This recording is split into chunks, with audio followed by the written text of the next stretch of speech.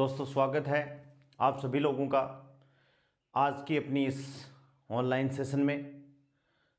दोस्तों अपनी quantum mechanics चल रही है और क्वांटम मैकेनिक्स में अपन एंगुलर मोमेंटम के बारे में डिस्कस कर रहे हैं। पिछली क्लास में अपन ने कम्यूटेशन रिलेशन स्फेरिकल हार्मोनिक्स के साथ में डिस्कस किए थे, कुछ न्यूमेरिकल क्वेश्चन भी डिस्कस किए थे जो नेट और गेट के एग्जाम में आए हुए हैं। आज अपन दोस्तों डिस्कस कर रहे हैं आइगन फंक्शंस। आइगन वैल्यू अपन ने डायरेक्ट याद कर ली, आज अपन डिस्कस कर रहे हैं eigen functions. Eigen functions, eigen functions.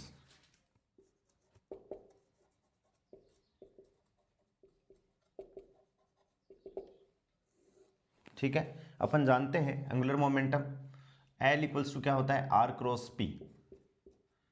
L equals to R cross P और स्फेरिकल पोलर कोऑर्डिनेट में डेल्टा जो ऑपरेटर है, क्योंकि जो अपना मोमेंटम है वो क्या है, minus iota H cross del. P क्या है दोस्तों, P है minus iota H cross del, या P equals to H cross upon iota del. और जो डेल ऑपरेटर है स्फेरिकल पोलर कोऑर्डिनेट में वो कितना है, आर कैप डेल और del R plus theta cap 1/r del और del theta plus phi cap 1/r sine theta और डेल फाई। डेल और क्या है, डेल फाई है। यानी स्पेलर पोलर कोऑर्डिनेट में ये डेल ऑपरेटर है। ये अपन को इलेक्ट्रोमैग्नेटिज्म जो अपना पेपर है उसमें भी अपन को याद करना है। ये ग्रेडियंट में भी आएगा, कर्ल में भी आएगा, डाइवर्जेंस में भी आएगा। Del operator in spherical polar coordinate. ये वैल्यू यहाँ पुट करें तो देखिए L इक्वल्स टू क्या हो जाएगा, L इक्वल्स टू अपन रखें तो R cross H cross upon iota और इनटू क्या हो गया del, implies that H cross upon iota और ये क्या हो गया R क्रॉस डेल। क्या हो गया दोस्तों, R cross del, implies that L equals to H cross upon iota, ये लो H क्रॉस अपॉन आइटा और ये ब्रैकेट R को अपन ने लिख दिया R कैप इनटू डेल को रखें अपन R कैप डेल और del R plus theta cap 1/r del और del theta plus phi cap 1/r sine theta और डेल फाई। क्या हो गया, डेल और डेल फाई हो गया। Equals to L equals to H cross upon iota phi cap, direct लिख रहा हूँ डेल और del theta minus theta cap 1/ sine theta और डेल फाई। इसको आपको याद रखना है direct, important. Spherical polar coordinate में ये क्या है, orbital angular momentum. L equals to H cross upon iota phi cap del और del theta minus theta cap 1/ sine theta del और डेल फाई। ठीक है, and spherical unit vectors in terms of spherical unit vectors in terms of Cartesian unit vectors, Cartesian unit vectors यानी theta cap equals to cos theta cos phi I cap plus cos theta sine phi J cap और minus sine theta K cap. ऐसे ही phi cap equals to minus sine phi I cap plus cos phi J cap. ठीक है, तो यहाँ से Lx की value component form में यदि अपन इसकी वैल्यू निकालें तो Lx इक्वल्स टू क्या हो जाएगा, H क्रॉस अपॉन आइटा पहले भी अपन लिख चुके हैं minus sine phi minus sine phi del और डेल थीटा और minus cos phi cot theta del और डेल फाई। ये क्या है? एल एक्स कंपोनेंट है H cross upon iota minus sine phi del और del theta minus cos phi cot theta del और del phi. ऐसे ही L Y equals to H cross upon iota cos phi del और del theta minus sine phi cot theta और del phi. ठीक है। ऐसे ही एल जेड अपन पहले भी डिस्कस कर चुके हैं, एल जेड को H cross upon iota del और डेल फाई। ऐसे ही L plus minus ladder operator, ये क्या है? एल प्लस माइनस, तो plus minus H cross E to the power iota phi bracket del और डेल थीटा और plus minus iota cot theta और डेल फाई। डेल और क्या है? Del phi. और L square component minus H cut square 1 upon sine theta del और del theta sine theta del और del theta. 1 upon sine theta हो गया, del और डेल थीटा हो गया, साइन थीटा डेल और del theta plus 1 upon sine square theta और del 2 upon del phi square.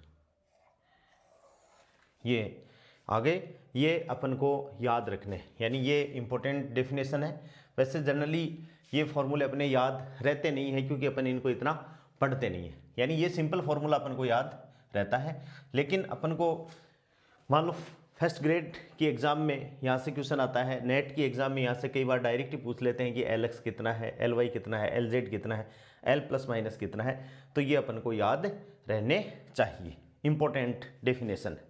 ठीक, जिसके एंगुलर मोमेंटम के स्फेरिकल पोलर कोऑर्डिनेट में मान है ये, चाहे आप एल का देख लो, चाहे एल एक्स का देख लो, एल वाई का देख लो, एल जेड का देख लो और एल स्क्वायर का देख लो, स्फेरिकल पोलर कोऑर्डिनेट में एंगुलर मोमेंटम के मान है। ठीक है। हाँ, अब अपना टॉपिक डिस्कस अपन कर रहे हैं आइगन फंक्शन। तो देखिए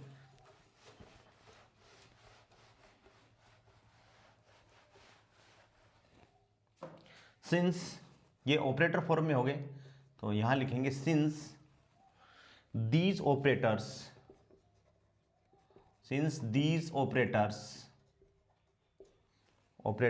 डिपेंड अपॉन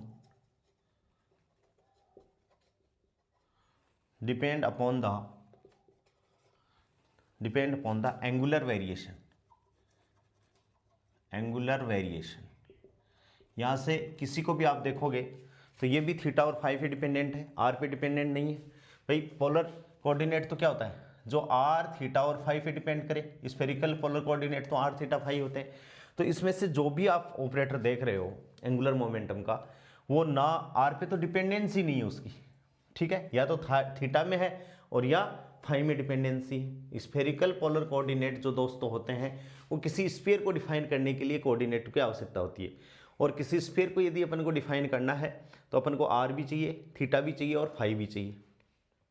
ठीक है, तो ये आर पे तो डिपेंडेंट है ही नहीं, ये भी नहीं है, ये भी नहीं है, ये भी नहीं है, ये भी नहीं है और ये भी नहीं है। ठीक है, तो अपन ये कह सकते हैं कि इन ऑपरेटरों की जो एंगुलर मोमेंटम के जो ऑपरेटर हैं उनकी डिपेंडेंसी कैसी है? एंगुलर वेरिएशन है। कैसा वेरिएशन है दोस्तों? एंगुलर वेरिएशन है। ठीक है, the eigen function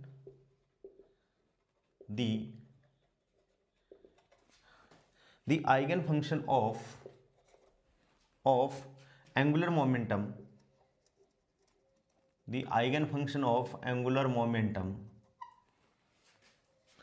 also depends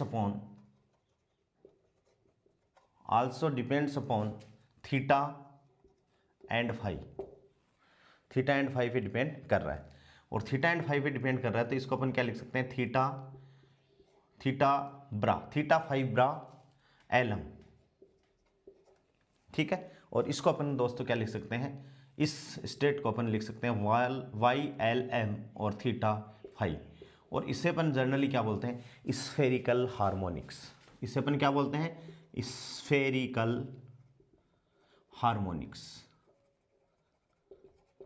क्या बोलते हैं, स्फेरिकल हार्मोनिक्स इसे अपन बोलते हैं। ठीक है, अब देखिए क्या बोला जाता है इसके, स्फेरिकल हार्मोनिक। इसको रिप्रेजेंट करने के लिए अलग अलग तरीके हैं। कैसे, जैसे कई बार वाई एल एम ऐसे भी लिखा जाता है, वाई एल एम इधर भी लिखा जाता है, तो इसमें आपको कंफ्यूज नहीं होता है। एक टर्म एल की है, दूसरी क्या है, एम की है, और एल के कोरस्पॉन्डिंग एम के कई मान हो सकते हैं, ये अपन को पता ही है कि एम के मान कितने हैं, -L से +L तक। ठीक है, तो वह बात अपन को ध्यान में रखनी है। यहाँ से देखिए, सबसे पहले अपन किसकी वैल्यू निकाल रहे हैं, एल जेड की, एल जेड के लिए निकाल रहे हैं। सिंस, यहाँ से देखिए, since L Z depends, L Z depends only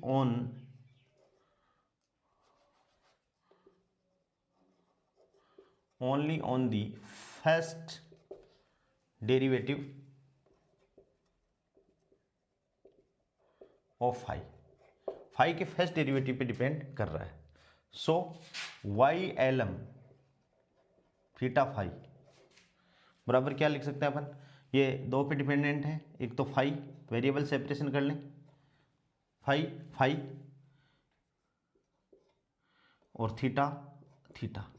ये फाई है, कैपिटल फाई है, ये थीटा कैपिटल थीटा, और ये थीटा है। यानी जो स्फेरिकल हार्मोनिक्स है वो थीटा और फाई पे डिपेंड कर रहे हैं। इनको भी अपन ने सेपरेट कर लिया। ठीक है, तो अब क्या हो गया, implies that L Z Y, Y का मतलब वाई एल एम पूरा है, थीटा फाई बराबर क्या हो जाएगा, यहाँ एल जेड अपन लिखेंगे, एल जेड हो गया, L Z Y L M, और किस पे डिपेंड कर रहा है, फाई पे डिपेंड कर रहा है, तो इसको अपन लिख लेंगे फाई और ये फाई। ठीक है, या ऐसे अपन कर सकते हैं कि ये फाई बड़ा बड़ा ही लिख लेते हैं, कि फाई छोटे फंक्शन नहीं लिखते, और थीटा कि L Z Y L M दोनों तरफ से ऑपरेट किया, तो यहाँ से एल जेड ये फाई आ गया या थीटा आ गया, या आप ऐसे लिख दो इसको, कन्फ्यूज़ नहीं हो, फाई फाई और थीटा थीटा। भाई एल जेड को इधर अपन ने ऑपरेट कर दिया, इधर एल जेड, दोनों तरफ एल जेड से ऑपरेट कर दिया। अब देखो एल जेड किस पे डिपेंड कर रहा है दोस्तों, एल जेड डिपेंड्स कर रहा है फाई पे डिपेंड कर रहा है। किस पे डिपेंड कर रहा है, एल जेड फाई पे डिपेंड कर रहा है, यानी थीटा की उसकी कोई डिपेंडेंसी नहीं है। थीटा की कोई डिपेंडेंसी नहीं है तो थीटा क्या आ जाएगा, बाहर आ जाएगा। ठीक है, तो implies that L Z Y L M theta phi बराबर क्या हो जाएगा भाई, थीटा, भाई थीटा तो क्या हो गया, इसके लिए नियत हो गया, क्योंकि एल जेड है वो किस पे डिपेंड कर रहा है, केवल फाई पे डिपेंड कर रहा है। तो ये क्या हो गया अपने पास में, डेफिनेशन होगी theta theta theta theta H cut upon eta, L Z की वैल्यू पुट कर रहे हैं अपन, एच कट अपॉन आईटा, और डेल और डेल फाई। ठीक है, डेल और डेल फाई, और ये क्या आ गया अपने पास में, फाई। क्या आ गया अपने पास में, फाई। इतनी बात सबके समझ में आ गई। हाँ, तो अब देखिए इतनी बात समझ में आ गई। ठीक है, बराबर। अब इसको अपन किससे रिप्लेस कर दें, इसकी आइगन वैल्यू से, तो ये क्या हो गया, इंप्लाइज, इसको मैं पहले लिख लेता हूँ, तो थीटा थीटा, ये कैपिटल थीटा है दोस्तों, ये वाला थीटा। ठीक है, theta theta H cut upon eta del और डेल फाई इंटू फाई बराबर इसकी eigen value M H cut, M H cut, और ये कितना आ जाएगा, थीटा, और क्या आ जाएगा, फाई आ जाएगा। वाई एल एम की जगह थी अपन क्या लिख देंगे, थीटा फाई। ठीक है, अब इसमें थीटा से तो थीटा कट जाएगा, कोई प्रॉब्लम ही नहीं है, और ये क्या आ जाएगा अपने पास में, implies that H cut upon I, ठीक है, D upon D phi, phi बराबर एम एच क्रॉस फाई। ठीक है, इसको अपन एडजस्टमेंट करेंगे इसका,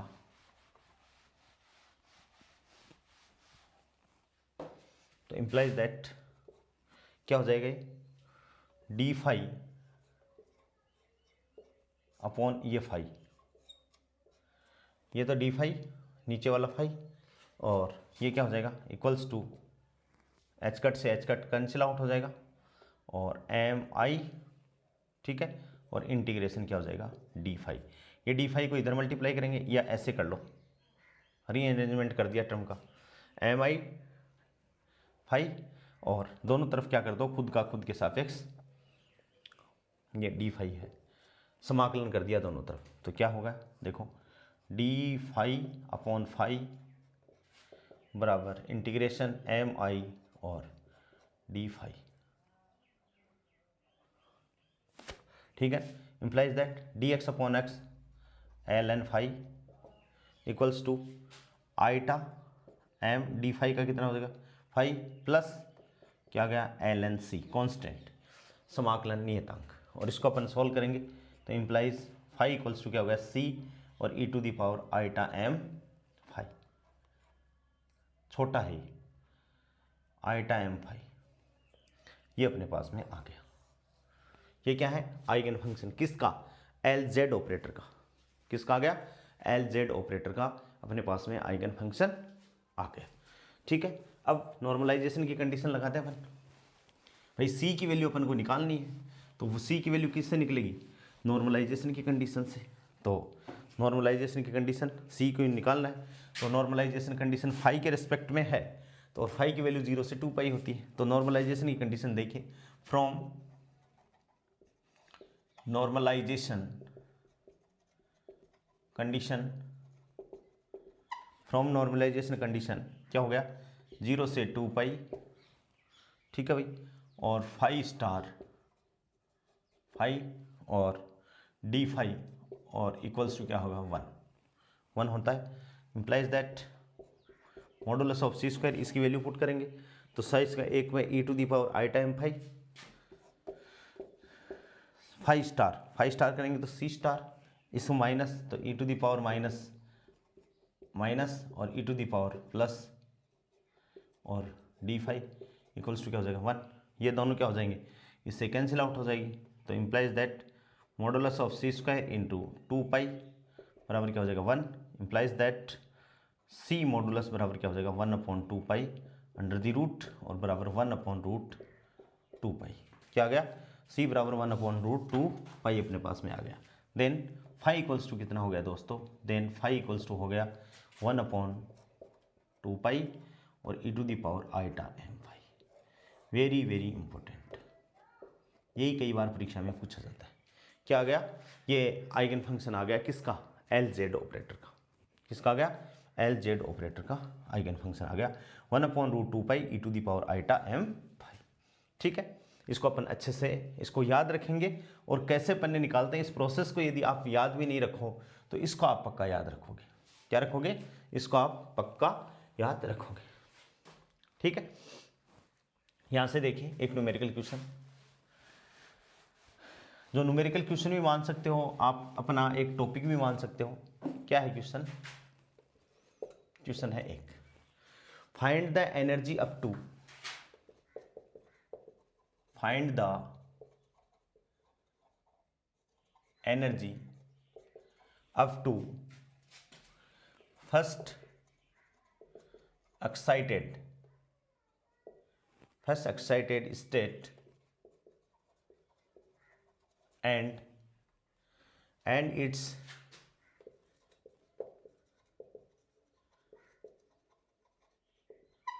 and its eigen function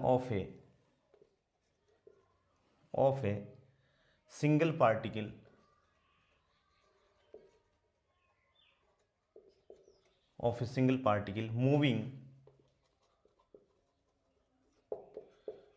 freely on a circle of radius r. Find the energy up to first excited state and its eigenfunction of a single particle moving freely on a circle of radius r. ये कोई circle है जिसकी radius कितनी है दोस्तों r है, मूल बिंदु उसका O है, और ऐसे कोई पार्टिकल फ्रीली इसके ऊपर मूव कर रहा है, ठीक है भाई। Path of the particle. ये जो मैंने डॉटेड लाइन बनाई है ये क्या है दोस्तों, पाथ ऑफ द पार्टिकल। क्या है ये, पाथ ऑफ द पार्टिकल। ठीक है, यहाँ पोटेंशियल एनर्जी वी आर बराबर क्या है, जीरो है। क्यों जीरो है, बिकॉज पार्टिकल क्या है, बिकॉज फ्रीली मूव है। पार्टिकल क्या है, फ्रीली मूव। पार्टिकल क्या कर रहा है, फ्रीली मूव कर रहा है। ठीक है, यहां पे देखिए पार्टिकल फ्रीली मूव कर रहा है। Find the energy up to first excited state and its eigen function of a single particle. Single particle moving freely on a circle, moving freely on a circle. तो अपन यदि इसके quadrant के हिसाब से इसको बात करें अपन, यहाँ से देखिए जनरली, तो ये वाला यहाँ से यहाँ तक आने में कोण कितना है, थीटा बराबर 90 डिग्री। ठीक है ना, तो यहाँ अपन क्या मान सकते हैं कि here R and theta are constant. यहाँ पर क्या है, here R radius and theta, R and theta are constant, then they are cyclic. भाई ये कांस्टेंट है, तो क्लासिकल मैकेनिक्स में जिन जो कोऑर्डिनेट कांस्टेंट होते हैं जिनका कोई कंट्रीब्यूशन नहीं होता उनको अपन क्या कहते हैं, साइक्लिक। तो here R and theta are constant, then they are cyclic. Cyclic बोल दो या इग्नोरेबल बोल दो, then they are cyclic coordinate. कौन से कोऑर्डिनेट होंगे, साइक्लिक कोऑर्डिनेट होंगे। Only 5 coordinate will change, only 5 coordinate will change. ठीक है, तो श्रोडिंगर इक्वेशन अपन लिखें, Schrödinger equation spherical polar coordinate में, तो क्या है, del 2 साई, एक del 2 psi plus 2m upon H cut square और e माइनस वी और इंटू साई बराबर क्या हो गया, 0। और del square spherical polar coordinate में ये क्या होता है, 1 upon R square del upon del R. बहुत इंपॉर्टेंट है, रटना है, R square del upon del R. ठीक है, plus 1 upon R square sine theta del और del theta sine theta del और डेल थीटा, और plus 1 upon R square sine square theta और del 2 upon del phi square. यहाँ पर क्या बोल रहे हैं कि इसकी डिपेंडेंसी और इसकी तो डिपेंडेंसी है ही नहीं, यानी ये कंट्रीब्यूट नहीं करेगा, ये कंट्रीब्यूट नहीं करेगा। ठीक है, और थीटा की वैल्यू क्या है, 90 डिग्री है, क्योंकि थीटा बराबर क्या है, 90 डिग्री। ठीक है, तो डेल स्क्वायर में तो ये कंट्रीब्यूट नहीं करेगा, ये कंट्रीब्यूट भी नहीं करेगा, तो केवल ये कंट्रीब्यूट करेगा। तो डेल स्क्वायर बराबर दोस्तों क्या हो गया, श्रोडिंगर इक्वेशन का जो डेल स्क्वायर है, जो लाप्लासियन ऑपरेटर जिसे अपन बोलते हैं, तो क्या हो जाएगा, डेल स्क्वायर बराबर हो गया 1 upon R square sine square theta del 2 upon del phi square, और थीटा बराबर क्या है, 90 डिग्री। ठीक है, और छोटा आर बराबर क्या है, capital R, radius of the sphere. देख लो, तो implies that del square equals to क्या हो गया, 1 अपॉन आर स्क्वायर, ये हो गया 1 का स्क्वायर 1, और del 2 upon del phi square. क्या हो गया दोस्तों, del 2 upon del phi square.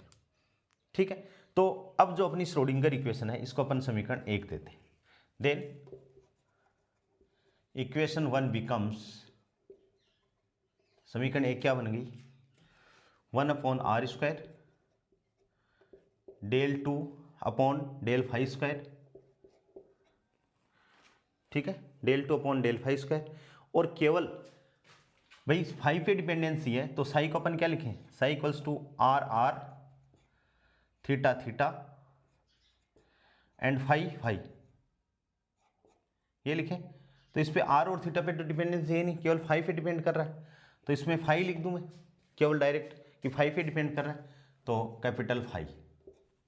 ठीक है, यहां आप लिख सकते हो कि psi R theta phi is the function of R R theta theta और फाई फाई। ठीक है। अब इन दोनों पे तो डिपेंडेंसी है ही नहीं, तो साई आर को अपन क्या मान सकते हैं, केवल फाई मान सकते हैं कि वे खाली फाई पे डिपेंड कर रहा है। ठीक है, तो ये इसके इक्वल आ गया।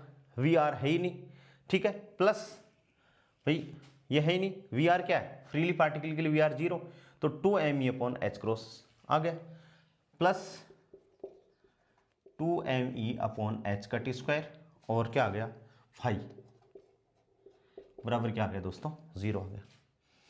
इंप्लाइज दैट, इसको अपन करें तो ये क्या हो गया, ई फाई देखिए, ई फाई तो छोड़ दो, पक्षांतरण करोगे तो माइनस का निशान आ जाएगा, -h²/2mr², तो -h² बटे 2mr² और del2/del φ², और ये क्या आ गया, फाई आ गया। और ये क्या है,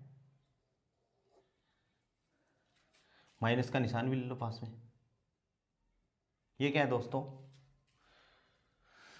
LZ की आइगन वैल्यू आई थी, LZ इक्वल्स टू क्या है, LZ equals to h/i del/del φ, square करेंगे तो क्या हो जाएगा, -h² del2/del φ², ये हो जाएगा। तो इसको अपन क्या लिख सकते हैं, ई फाई बराबर -LZ², ठीक है, अपॉन mr² का मोमेंट ऑफ इनर्शिया 2i, और ये क्या हो गया,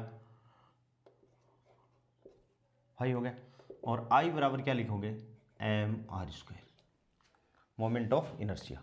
तो यहां से em बराबर क्या हो गया दोस्तों, em बराबर हो गया LZ²/2i, एनर्जी कितनी होगी, em बराबर LZ²/2i, और i इक्वल्स टू क्या हो गया दोस्तों, mr², ठीक है। और LZ की वैल्यू अपन जानते हैं, ठीक है, ये m कैपिटल है, तो LZ की अपन वैल्यू जानते हैं, तो देखिए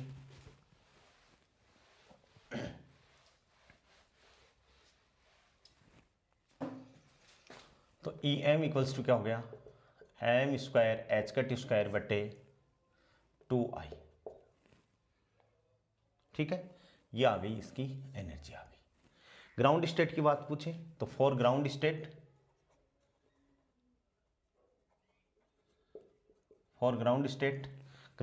के लिए क्या है, L बराबर 0, और L बराबर 0 है तो M बराबर भी 0, तो देन E0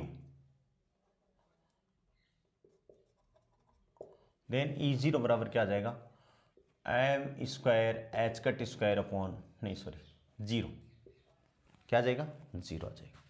फर्स्ट एक्साइटेड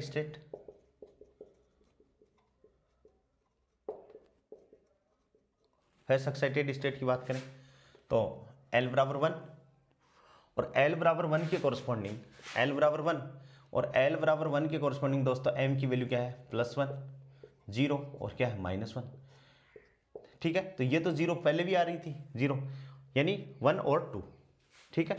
तो क्या हो जाएगी वैल्यू, m बराबर 1 के कॉरस्पॉन्डिंग अपन देखें तो E1 बराबर क्या हो जाएगा, h²/2i, ठीक है। m बराबर -1 के कॉरस्पॉन्डिंग देखें तो E2 बराबर क्या आ जाएगा दोस्तों, -1 या 1 ही मान लो, h²/2i, क्योंकि वैल्यू पुट करेंगे किसकी, m² है तो माइनस करो चाहे प्लस करो, दोनों ही आ जाएंगी, तो ये अपन क्या हो जाएंगे, कितनी, यानी सेम ऊर्जा है, ऊर्जा का मान क्या है, सेम है, लेकिन इसके लिए वेव फंक्शन की अपन बात करें, वेव फंक्शन क्या है भाई, LZ के लिए अभी अपन ने निकाला है, तो इसके लिए दोस्तों जब वेव फंक्शन की अपन बात करें, आइगन फंक्शन की अपन बात करें, आइगन फंक्शन क्या है, अभी अपन ने डेरिवेशन किया है कि फाई इक्वल्स टू है 1/√2π और e⁻m फाई, ये है।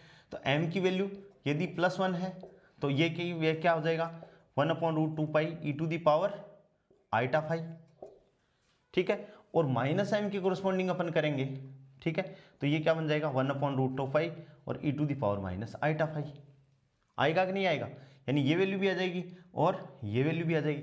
इसका मतलब क्या है, एनर्जी तो है एक ही, देख लो से एनर्जी की वैल्यू तो है एक ही, लेकिन पार्टिकल के पाए जाने की प्रोबेबिलिटी क्या है, दो टाइप की है, यानी इसको अपन क्या कहेंगे, डीजनरेसी, अपभ्रष्टता, यानी टू फोल्ड डीजनरेट। ये क्या हो गया, टू फोल्ड डीजनरेसी आ गई दोस्तों,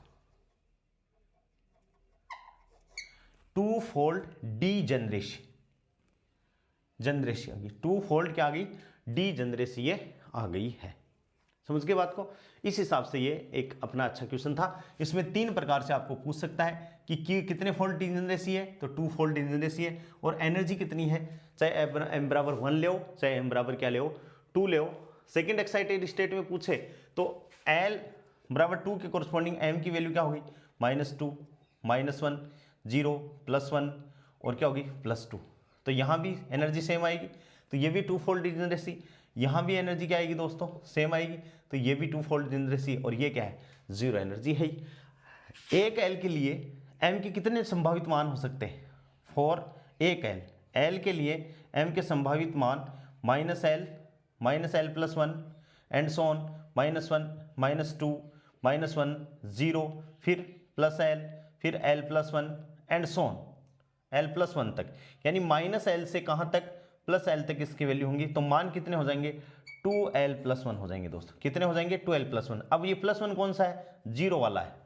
कौन सा है दोस्तों, 0 वाला है, कि एक तो सारी 2L, तो ये सारे मान हो गए, कि जैसे L लेंगे तो L -L, L+1 -L+1, ठीक है।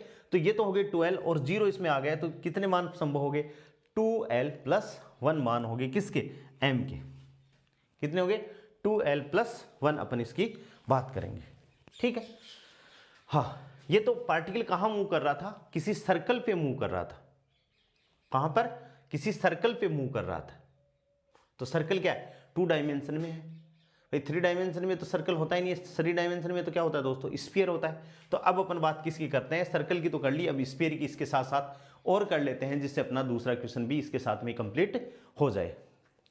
वो ध्यान से देखिए आप लोग, इसका स्क्रीनशॉट लेना चाहो तो स्क्रीनशॉट ले सकते हो।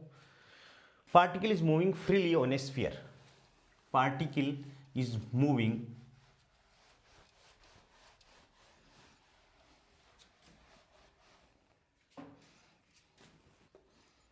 इसी में दूसरा क्वेश्चन है, particle is moving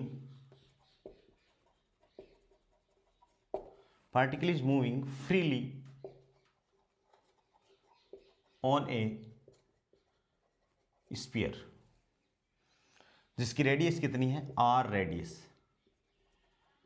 जो स्फीयर पे मूव कर रहा है उसकी रेडियस कितनी है दोस्तों, कैपिटल R है।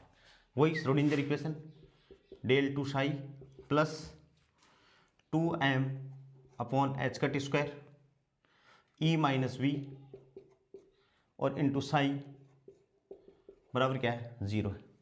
और वही काम साई इक्वल्स टू अपन ने क्या माना, वेव फंक्शन आर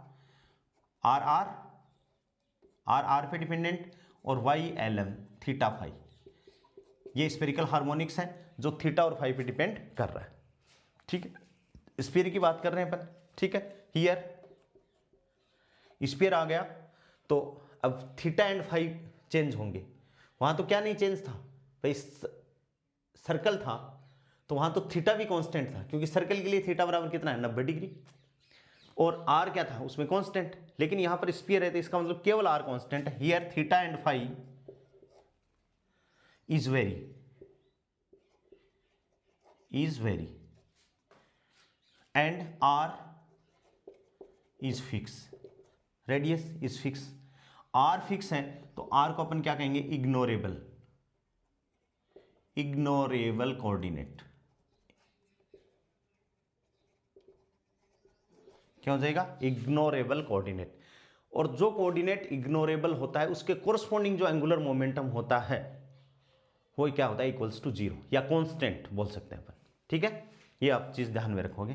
तो यहां से इस श्रोडिंगर इक्वेशन को अपन लिखें तो भाई r² तो आना ही नहीं है, r² वाली टर्म तो आना ही, तो डेल स्क्वायर की वैल्यू अपन पुट कर दें, तो देखो क्या हो जाएगा, 1/r², ये तो अपन ने ले लिया बाहर, और क्या हो गया 1/sin थीटा, डेल और del theta, sine theta, del और डेल थीटा, ठीक है, plus 1/sin² theta, del 2 upon del phi square, और ये क्या हो गया साई,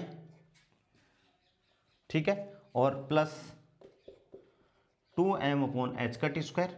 स्फीयर है, फ्रीली मूव कर रहा है तो e minus 0।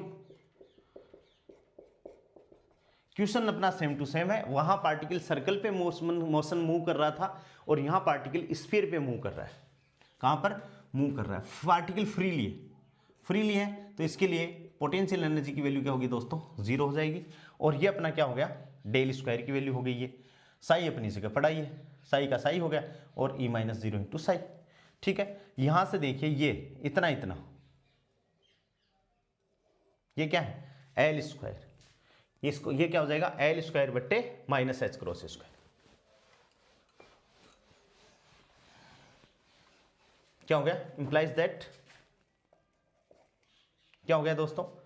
Are upon R square क्या हो जाएगा? R upon R square into L square minus H का टी स्क्वायर, और वाई स्फेरिकल पोलर कोऑर्डिनेट, क्योंकि आर की तो डिपेंडेंसी नहीं है, Y plus 2me upon H का टी स्क्वायर, ठीक है, और आर और वाई इक्वल्स टू क्या हो जाएगा? 0, ठीक है।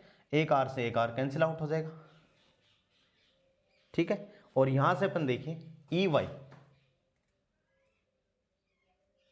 अपन को ई वाई रखना है, पक्षांतरण करना है, तो ई वाई नहीं है, ये स्फेरिकल हार्मोनिक्स है दोस्तों, एल एम ऐसे है, E Y L M equals to, उधर जाएगा तो माइनस पहले से है तो प्लस का हो जाएगा, तो ये क्या बचेगा? प्लस एल स्क्वायर बट्टे 2m आर स्क्वायर और वाई एल। और एल स्क्वायर की एक्सपेक्टेशन वैल्यू कल अपन ने पढ़ी थी, eigen value L square Y की एल प्लस 1 एच का टी स्क्वायर और इंटू वाई, ये वैल्यू पुट करेंगे, इंप्लाइज दैट तो E Y L M equals to L plus 1 H का टी स्क्वायर बटे क्या हो गया भाई? 2m आर स्क्वायर और क्या हो गया? Y L M. और यहां से इंप्लाइज दैट एनर्जी किस पे डिपेंड कर रही है? एल पे डिपेंड कर रही है, तो ई एल इक्वल्स टू अपन लिखेंगे एल प्लस 1 एच का T square upon 2m R square, implies that E L equals to L plus 1 H का टी स्क्वायर और बट्टे क्या आ जाएगा? 2i। क्या आ जाएगा दोस्तों? 2i। और ये जो एनर्जी होती है ये किसकी होती है? रिजिड, किसकी? रिजिड रोटेटर की एनर्जी होती है। किसकी होती है? रिजिड रोटेटर की एनर्जी होती है। ग्राउंड स्टेट की एनर्जी अपन देखें तो फॉर ग्राउंड स्टेट अपन देखें तो एल बराबर क्या हो जाएगा दोस्तों? 0। तो ग्राउंड स्टेट एल बराबर 0, तो ई एल की वैल्यू कितनी हो जाएगी? 0। और एक्साइटेड स्टेट की अपन बात करें, जैसे फर्स्ट एक्साइटेड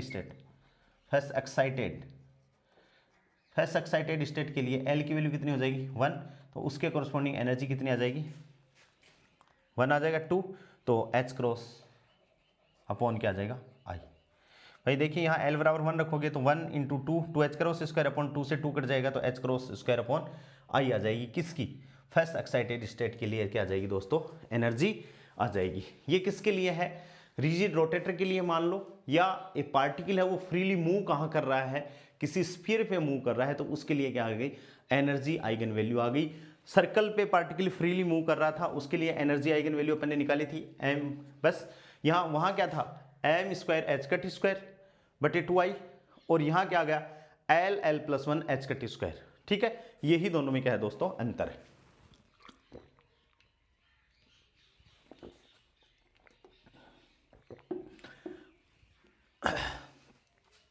ठीक है, समझ में आ गई बात।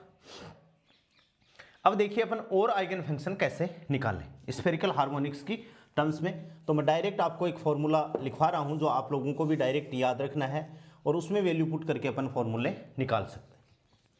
ठीक है, देखिए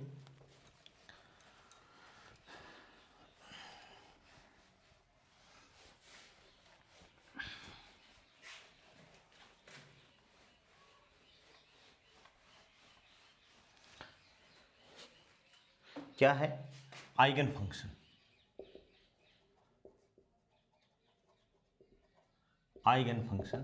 आइगन फंक्शन का मान क्या है दोस्तों, Y L M theta phi, यानी स्फेरिकल हार्मोनिक्स, स्फेरिकल हार्मोनिक। ठीक है, इसके लिए अपन बात करें तो Y L M theta phi equals to, आपको क्या याद रखना है, -1 की पावर m, ठीक है, ब्रैकेट 2l+1 बटे 4 पाई, ठीक है, या पूरे पे ही कर दो, 2l+1 l माइनस m का फैक्टोरियल है बटे l+m का फैक्टोरियल, ठीक है, ब्रैकेट बंद की पावर 1/2 की है, PLM cos थीटा और e to the power iota m phi, e to the power क्या हो जाएगा दोस्तों, आइटा m फाई। ठीक है, ये जो फॉर्मूला है वो किसके लिए, for m is greater than equals to 0, किसके लिए है, m is greater than equals to 0, क्या है, Y L M theta phi equals to -1 की पावर m 2l+1 l minus M का फैक्टोरियल बटे 4 पाई l+m का फैक्टोरियल की घात 1/2 PLM cos theta e to the power iota m phi, और किसके लिए है value, m is greater than equals to 0 के लिए ये मान है, किसके लिए है, m equals to greater than 0 के लिए वैल्यू है।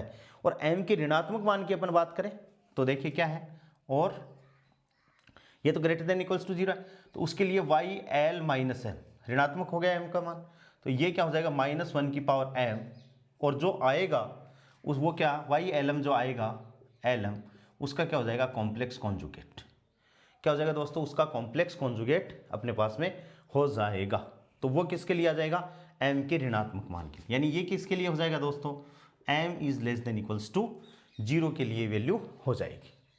ठीक है, अब अपन देख रहे हैं कि ये फॉर्मूला अपन को रटना है, याद करना है,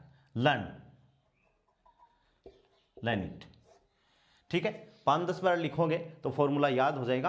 अब अपन दोस्तों देखें, निकालेंगे वैल्यू कि y00 क्या होगा, y11 क्या होगा, और उसके कॉरस्पॉन्डिंग, हाँ एक इंपॉर्टेंट रिलेशन और है, क्या रिलेशन है, स्फेरिकल हार्मोनिक्स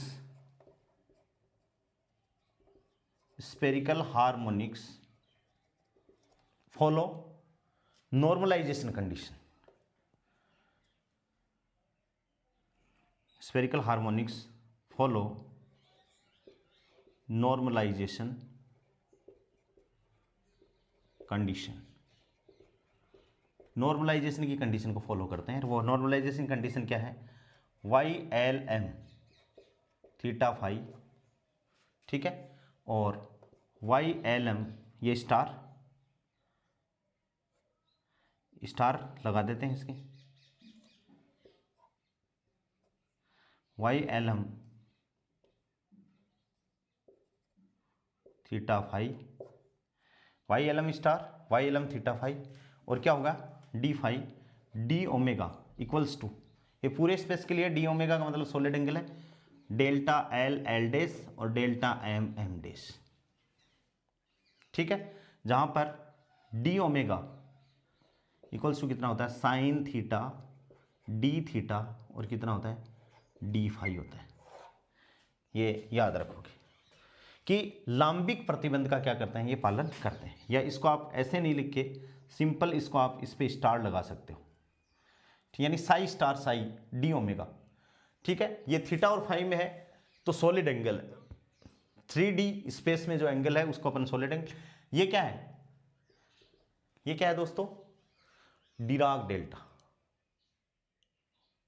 नहीं sorry Kronecker delta, Dirac delta नहीं है, क्रोनेकर डेल्टा, एल बराबर एल डेस होगा, एम बराबर एम डेस होगा, तो ये 1 हो जाएगा, अदरवाइज इसकी वैल्यू क्या हो जाएगी, 0 हो जाएगा, अदरवाइज इसकी वैल्यू क्या हो जाएगी, 0 हो जाएगा। ठीक है, अब देखिए अपन कुछ बातें करते हैं, इंपॉर्टेंट हैं बातें, क्या हैं, यहां से इसको मैं मिटा दे रहा हूं कि पहले अपने पास में ऑर्बिटल है, पहले पास में अपने क्या है, ऑर्बिटल है, कि जैसे L इक्वल्स टू 0 के कोरस्पॉन्डिंग अपन देखें, जैसे L इक्वल्स टू 0, ठीक है, अवस्था कौन सी होगी, L बराबर 0 है, अवस्था है, यानी इसमें L बराबर अपन 0 रख दें, और L बराबर 0 के कोरस्पॉन्डिंग दोस्तों क्या है, M बराबर 0 रख दें, और ये कक्षक कौन सा हो जाएगा अपना, S कक्षक हो जाएगा, कौन सा, S कक्षक, क्या हो जाएगा, S कक्षक, क्या हो जाएगा, L बराबर 0, M बराबर 0, कक्षक कौन से, S P D F, और उसके कोरस्पॉन्डिंग L की वैल्यू 0 1 2 3, और L के कोरस्पॉन्डिंग M की वैल्यू, इसके कोरस्पॉन्डिंग 0, इसके कोरस्पॉन्डिंग -1 0 +1, इसके कोरस्पॉन्डिंग -2 -1 0 1 और 2, ऐसे एंड सो ऑन, इस हिसाब से चल रहे हैं, ठीक है।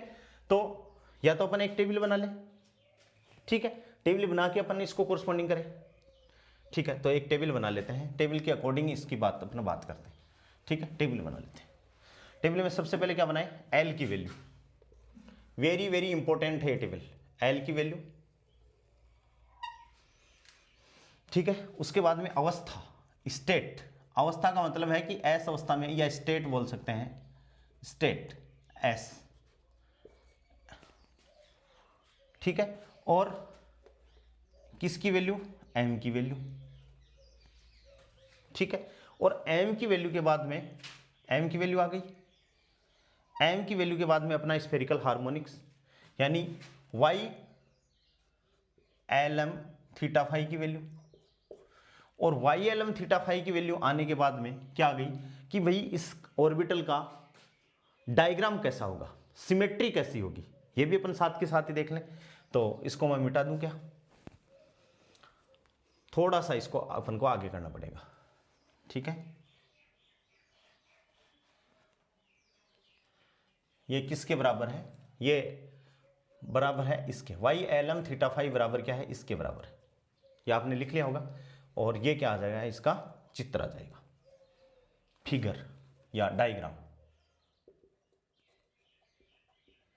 डायग्राम रिलेटेड फ्रॉम सिमेट्री, किससे रिलेटेड है, इसको अपन सिमेट्री भी बोल सकते हैं, ठीक है। अब देखिए सबसे पहले अपन बात कर रहे हैं, किसकी बात कर रहे हैं, इंपॉर्टेंट है टेबल, बहुत इंपॉर्टेंट है, L बराबर 0 के कोरस्पॉन्डिंग, L बराबर 0 के corresponding orbital S P D F, बहुत ध्यान से इसको समझेंगे, अदरवाइज यहां तक जब दोस्तों अपन आते हैं ना तो अपना दिमाग सेचुरेट हो जाता है, अपन ये सोचने लगते हैं कि क्वांटम मैकेनिक्स तो अपन ने पूरी पढ़ ली, लेकिन यदि ये चीज आप पढ़ते हो तो ये आसान है। दूसरी, आपके स्पेक्ट्रोस्कोपी जो अपन पढ़ेंगे, क्वांटम मैकेनिकल स्पेक्ट्रोस्कोपी अपन पढ़ेंगे, उसमें केवल इन्हीं टर्मों का यूज है, एम की वैल्यू, एल की वैल्यू, एल प्लस एस की वैल्यू, वो J coupling, L S coupling, तो यहां मतलब आप थोड़ी सी हिम्मत बनाए रखें, आप इनको अपन को याद रखना है, ठीक है। तो एल बराबर 0 के कोरस्पॉन्डिंग कैसा ऑर्बिटल एस, एम की वैल्यू कितनी होगी दोस्तों, 0 0, यानी एल की वैल्यू भी 0 और एम की वैल्यू भी 0, यानी ये क्या हो गया, y 0 0, क्या हो गया ये, y 0 0 हो गया। अब कई बुकों में ये 0 0 पास में भी है, पहले वैल्यू m, जैसे मान लो ये y lm ऐसे लिखा हुआ है, यदि ऐसे लिखा हुआ हो तो पहले वैल्यू l की है, बाद में वैल्यू m की है, ध्यान रखोगे हमेशा। तो ये y 0 0 भी लिखा जा सकता है, ठीक है। तो y 0 0 बराबर कितना हो जाएगा, इसकी वैल्यू अपन 0 रखेंगे तो देखो इसकी घात 0, ये 1 हो जाएगा, किसी भी क्वांटिटी की घात 0 है, ये 0 ये 0 ये 0, 1/√4 पाई आ गया, यानी 1/√4 पाई आ गया, ऐसा आ गया। अब आप इसको ध्यान से देखो तो ना तो ये शो कर रहा है कि भाई ये एक्स एक्सिस में है, ना ये शो कर रहा है ये वाई एक्सिस में है, तो इसकी जो सिमेट्री होगी दोस्तों वो कैसी होगी, स्फेरिकल, कक्षक कैसा आ जाएगा, एकदम स्फेरिकल। और इसकी ये एक्सिस है उसको अपन जेड एक्सिस कहेंगे, इसकी एक्सिस ये है, ये मूल बिंदु O, ठीक है भाई, ये जो वैल्यू शो कर रहा है एल बराबर 0, ठीक है, और ये किसके कोरस्पॉन्डिंग है, एम बराबर 0, और यहां से इसकी एंगुलर मोमेंटम है जो कितना कोण बना रहा है, इससे थीटा कोण बना रहा है, ठीक है। तो ये एस ऑर्बिटल की जो शेप होती है वो क्या होती है, हमेशा स्फेरिकल सिमेट्री, हमेशा क्या होता है, स्फेरिकल सिमेट्री होगी, ऑलवेज स्फेरिकल सिमेट्री। और ये कोण है जेड एक्सिस के साथ में बनाया हुआ कोण क्या है? थीटा है। जेड एक्सिस के साथ में बनाया हुआ कोण क्या है? थीटा है दोस्तों। क्या है? थीटा है। अब अपन बात कर रहे हैं किसकी? एल बराबर 1 रखेंगे। ध्यान से देखिए, एल बराबर 1 रखेंगे तो वही एल बराबर 1 रखेंगे तो कक्षक कौन सा हो गया? अवस्था हो गई इसकी पी। और एल बराबर 1 के कोरस्पॉन्डिंग ध्यान से देखिए, एम की कितनी वैल्यू है? 3। एक है 1, एक है -1 और एक है 0। ठीक है, तो जब अपन 0 की बात करेंगे ऐसे लिख देता हूं मैं इसको लिखने का तरीका है कि ये तो 0 और ये +1 और इसी +1 को अपन क्या कर देते हैं? -1। कितनी वैल्यू हो गई इसकी? 3 वैल्यू हो गई। ठीक है, अब सबसे पहले अपन किसकी वैल्यू रखेंगे? 1 y, l बराबर कितना भाई? 1, m बराबर कितना है? 0। तो y1 0 की वैल्यू रखेंगे और वो कितनी है? 3/4 पाई, 3/4 पाई की घात 1/2 और क्या हो जाएगा? Cos theta. क्या हो जाएगा? Cos theta. ये किसकी वैल्यू है? y10। किसकी वैल्यू है? y10। या इस वैल्यू को अपन कैसे लिख सकते हैं? इस y00 को अपन कैसे लिख सकते हैं दोस्तों? इसको अपन y00 ऐसे भी लिख सकते हैं, या इसको y,10 यानी l की वैल्यू 1 है, m की वैल्यू 0 है। आप इसको y00 ये भी लिख सकते हो। नीचे वाले को आप क्या लिख सकते हो? y10 लिख सकते हो। लिखने का तरीका है, इससे कोई फर्क नहीं होगा। इसकी वैल्यू अपन को इसमें ही रखोगे आप। ठीक है, l की वैल्यू, m की वैल्यू 0, l की वैल्यू 1। तो देखो l 1 रखोगे तो क्या हो जाएगा? 2 + 1 3 हो गया, तो 3/4 पाई। बाकी ये सब कट गए आपस में। ठीक है, और जो वैल्यू आ गई ये क्या आ गया? P10। और P10 का मतलब कोस थीटा होता है। ठीक है ना, लेजेंड्रे पॉलिनोमियल से। लेजेंड्रे पॉलिनोमियल मैंने मैथमेटिकल फिजिक्स में पढ़ा दिया है पूरा। ठीक है, तो ये वैल्यू कितनी आ गई? 3/4 पाई 1/2 कोस थीटा। ठीक है, और नेक्स्ट जो वैल्यू आई वो क्या आई दोस्तों? y1 आ गई और +-1। ठीक है, +-1 बराबर क्या आ गया? अब इसमें ये पहले प्लस है तो ये माइनस और ये प्लस। ठीक है, क्या गई दोस्तों? ये माइनस और ये प्लस। मैं थोड़ा सा इसको आप उतार लीजिए, थोड़ा सा मिटाना पड़ेगा, ब्रैकेट को थोड़ा सा मोटा करना पड़ेगा।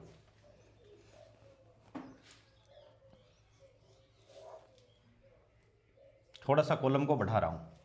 ठीक है, y प्लस माइनस है, पहले माइनस का कॉलम है, उसके बाद में किसका कॉलम है? प्लस का कॉलम है। क्या आ गया? 3/8 पाई की पावर 1/2। ठीक है भाई, की पावर क्या आ गई? 1/2 साइन थीटा और e⁻ ± आइटा फाई। यहां से देखिए ये तो कांस्टेंट है, किधर भी डिपेंडेंसी नहीं है, और ये थीटा पे डिपेंडेंट है, और ये दोस्तों थीटा पे भी डिपेंडेंट है और फाई पे भी डिपेंडेंट है। यानी ये स्फेरिकल हार्मोनिक थीटा और फाई दोनों पे इसकी डिपेंडेंसी है। ये किसकी वैल्यू आ गई? इसकी वैल्यू आ गई। अब इनके डायग्राम बनाए तो देखो ये कोस थीटा है। कोस थीटा का मतलब किधर? जेड एक्सिस की तरफ। ऑर्बिटल किधर मूव कर रहा है? जेड एक्सिस की तरफ मूव कर रहा है। तो इसके डायग्राम किधर होंगे? जेड एक्सिस की तरफ ये सिमेट्रिक हो जाएगा। ठीक है, ये कौन सी डायरेक्शन आ गई? जेड। ठीक है, ये m बराबर 0। ये किसका डायग्राम है? इसका डायग्राम है। और ये किसके लिए है? l बराबर 1 के लिए। तो l बराबर 1 के लिए क्या हो जाएगा भाई? ये हो जाएगा z, और ये l बराबर 1 के लिए। ठीक है, ये l बराबर 1 और m की वैल्यू क्या आ जाएगी इसके लिए? ±1 आ जाएगी। m की वैल्यू क्या आ जाएगी? ±1। ये किसके लिए? p के लिए। ये तो क्या हो जाएगा? pz, एक हो जाएगा px और दूसरा क्या हो जाएगा दोस्तों? py हो जाएगा। ठीक है, ये वैल्यू अपन को याद रखनी है। इनको अलग अलग लिखना चाहो तो अलग अलग लिख लो। जैसे y1 + 1 तो लिख लो -3/8 पाई 1/2 साइन थीटा और e⁻ आइटा फाई। और y1 -1 तो +3/8 पाई की power 1/2 sine theta e⁻ eta phi. ठीक है, ये इनके डायग्राम हो गए। ठीक है, ये अपन को याद रखने हैं। यदि याद रखोगे तो हो सकता है कि बहुत सिंपल सा एक क्वेश्चन आप लोगों का सही हो जाएगा, और नहीं याद रखोगे तो देखो जिंदगी में कभी याद भी होने वाले नहीं है। ठीक है, अब अपन बात करते हैं किसकी, भाई एल एम की वैल्यू, एल की वैल्यू कितनी हो जाए, 2 हो जाए। तो मैं इनको मिटा दूं एक बार, ठीक है, क्योंकि एल एम की कितनी वैल्यू आ जाएंगी, 5 वैल्यू आएंगी, तो उनके डायग्राम भी बनाने अपनों को, तो इसको मैं मिटा देता हूं एक बार। ठीक है, तो देखिए एल की 1 के लिए आप इसका स्क्रीनशॉट लेना चाहो तो ले सकते हो।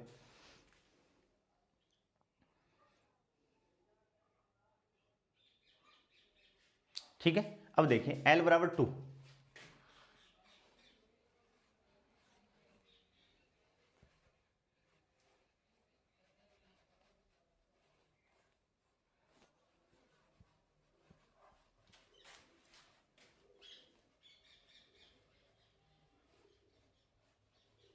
एल बराबर 2 की वैल्यू,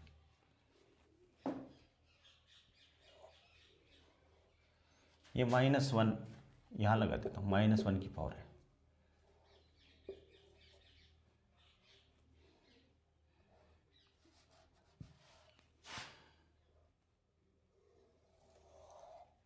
ठीक है, और ये आ गई, ये चित्र इधर बन जाएंगे। एल की वैल्यू कितनी आ गई, 2, तो ऑर्बिटल कौन सा हो गया, डी। भाई डी हो गया तो एम की वैल्यू कितनी आ गई इसके लिए, -2, -1, 0, +1 और +2, 5 होगी, 12 + 1। ठीक है, इनको रिप्रेजेंट करने का तरीका क्या है, सबसे पहले तो अपन 0 लिख देते हैं, ये लो 0, फिर +-1 ये लिख देते हैं दोनों, और फिर +-2 लिख देते हैं। ठीक है, सॉरी आगे। अब देखिए इसको लिखने का तरीका, y l की वैल्यू कितनी है 2, तो 2 0 बराबर कितनी होगी 5/16 पाई 5/16 पाई की पावर 1/2, 5/16 पाई की पावर 1/2, 3 cos स्क्वायर थीटा -1 क्या हो जाएगा, 3 cos स्क्वायर थीटा -1, ये वैल्यू हो जाएगी, क्या हो जाएगी दोस्तों, 3 cos स्क्वायर थीटा -1 की वैल्यू हो जाएगी। ठीक है, फिर +-1 की अपन करें तो ये क्या हो जाएगा, y 1 नहीं, इसकी वैल्यू तो कितनी है 2, और ये क्या आ जाएगी m की वैल्यू +-1 बराबर कितनी हो जाएगी, +-1 की बात अपन करें तो देखो माइनस प्लस इसमें भी 15/8 पाई 15/8 पाई की पावर 1/2 की पावर 1/2, और ये आ गया साइन थीटा कोस थीटा और e to the power +-i/5, e to the power क्या आ जाएगा, +-i/5। यदि प्लस है तो यहां तो यूज करना माइनस, वहां यूज क्या करना है प्लस। ठीक है, और y22 ये 2 और +-2 बराबर कितना हो जाएगा, 15/32 पाई की पावर 1/2 की पावर कितनी हो जाएगी 1/2, और साइन स्क्वायर थीटा और क्या हो जाएगा e to the power +-2 eta और 5, क्या हो जाएगा e to the power +-2 e to the power eta 5। ठीक है, और अब देखिए l बराबर 2 है तो इसका डायग्राम कैसे बनेगा भाई, z के कोरस्पॉन्डिंग, ये लो। ठीक है, 3 cos स्क्वायर थीटा, यानी z की तरफ वैल्यू ज्यादा होगी और इधर वैल्यू क्या हो जाएगी, कम हो जाएगी। ठीक है, ये किसके कोरस्पॉन्डिंग है, m बराबर 0 और l बराबर 2। ठीक है, फिर m बराबर +-1 दोनों बराबर है, देखो हर डायरेक्शन में, थीटा इस डायरेक्शन में भी है और थीटा इस डायरेक्शन में भी, तो ऐसे डंबल बन जाएगा, नहीं बीच में,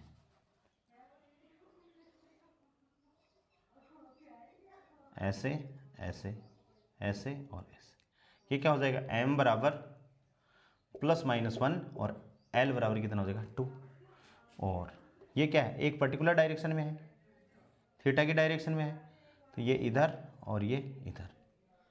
ठीक है, ये l बराबर 2 और m बराबर क्या आ जाएगा प्लस माइनस 2। तो डायग्राम देख के भी ये जैसे ये डायग्राम आ गया तो आपको ये पता होना चाहिए कि ये y बराबर क्या है 2 और प्लस माइनस 1 के कोरस्पॉन्डिंग है। ये आ गया तो भी आपको पता होना चाहिए कि भाई ये किसके कोरस्पॉन्डिंग है, इसके कोरस्पॉन्डिंग है। ठीक है, ये अपन को क्या है दोस्तों, स्फेरिकल हार्मोनिक्स है। क्या है ये, स्फेरिकल हार्मोनिक्स है। देखिए एक क्वेश्चन अपन इसके लिए करते हैं। ये स्फेरिकल हार्मोनिक्स आ गया। इन पे एग्जाम में क्वेश्चन कैसे आते हैं, एक क्वेश्चन मैं आपको करके बताता हूं, समझ में आ गई। ये वैल्यू अपन को रटनी है दोस्तों, ये वैल्यूज अपन को क्या करनी है, रटनी है। ठीक है, देखिए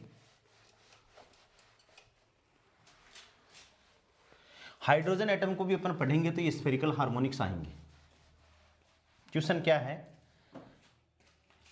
क्वेश्चन है जैसे एक क्वेश्चन है साई बराबर एन साइन थीटा और cos phi, N sine theta और कोस फाई राइट इन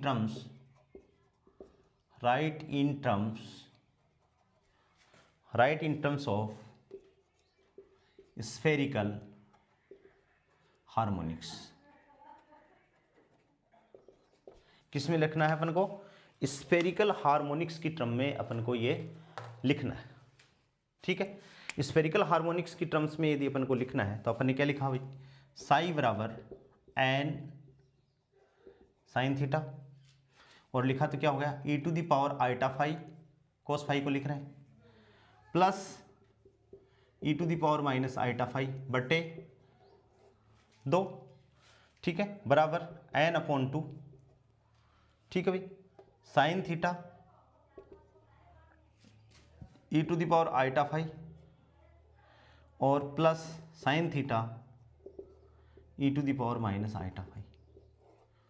ठीक है, sine theta e to the power plus eta phi किसकी वैल्यू है, प्लस की बात कर रहे हैं तो प्लस की जब अपन बात करेंगे, ठीक है, तो किसकी वैल्यू हो जाएगी 1 1 1। ठीक है, और 8 अपॉन 3 पाई, 3 अपॉन 8 पाई अपन को जानते ही, तो ये क्या हो जाएगा n अपॉन 2। ठीक है, और यहाँ वैल्यू ये क्या हो जाएगी minus 8 pi upon 3 under the root, और ये आ जाएगा y11 और इसको अपन क्या है कैट का नाम दे देते हैं, स्टेट का नाम, और ये क्या आ जाएगा plus 8 pi upon 3 under the root, और ये आ जाएगा y-1 कैट। ठीक है, क्योंकि अपन जानते हैं यहां से देखो y00 बराबर 1 अपॉन 4 पाई। ठीक है, y11 बार बार लिखोगे इनको माइनस 3 अपॉन 8 फाई। ठीक है, और e to the power iota phi और साइन थीटा,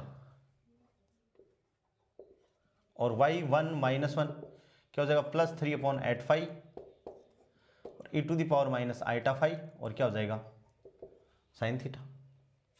ठीक है, तो अब इसको कैट में अपन लिखना चाहें तो कैट में अपन क्या लिख दें, तो ये क्या आ गया साई कैट, ये अपने पास में क्या आ गया साई कैट आ गया। अब एन का अपन क्या करें, तो नॉर्मलाइजेशन कंडीशन, तो from normalization condition psi bra psi ket बराबर क्या होता है 1 होता है। ठीक है, अभी अपन ने स्फेरिकल हार्मोनिक्स के लिए किया है, इसको मैं मिटा दूं क्योंकि इसके बेसिस पे अपन ने ये लिख दिया। देखो इसकी वैल्यू इधर आएगा तो 1 1 माइनस में आ गया, और इसकी वैल्यू ये रही तो इस इधर की वैल्यू आ गई। अब इसको मैं मिटा दूं, एक मिनट देखिए, स्क्रीनशॉट लेना चाहो तो आप स्क्रीनशॉट इसका ले सकते हो इन वैल्यूज़ का, क्योंकि मैं ये मिटाऊंगा और फिर इसको आगे अपन डिस्कस करेंगे। ठीक है, यानी ये जो अपने पास में वैल्यू आई है इसको खुद से ही क्या करना है अपन को मल्टीप्लाई करना है, तो क्या हो जाएगा implies that N square upon 4 8 pi upon 3, तो इसको खुद से मल्टीप्लाई करेंगे तो ये दोनों में क्या है आ जाएगा, और ये क्या आ जाएगा अपने पास में y11 बराबर है प्लस बाकी सब 0 y-1 और y1-1। ठीक है, क्योंकि अपन जानते हैं कि YLM बराबर क्या हो जाएगा 1। या एम डेस क्रोनिका डेल्टा कर लो इसको आप, ठीक है, क्रोनिका डेल्टा के हिसाब से इसको लिख सकते हो। तो इंप्लाइज दैट क्या आ गया, ये तो क्या होता है 1 के बराबर होता है भाई, किसके बराबर होता है ये चीज़, ये 1 के बराबर है। तो n स्क्वायर अपॉन 4, ठीक है भाई, 8 पाई अपॉन 3, ठीक है, और ये क्या आ गया 1, इसकी वैल्यू 1, इसकी वैल्यू भी कितनी हो जाएगी 1, तो गुणा 2 बराबर क्या हो गया 1, 2 से 2 कट गया, तो n बराबर क्या आ गया,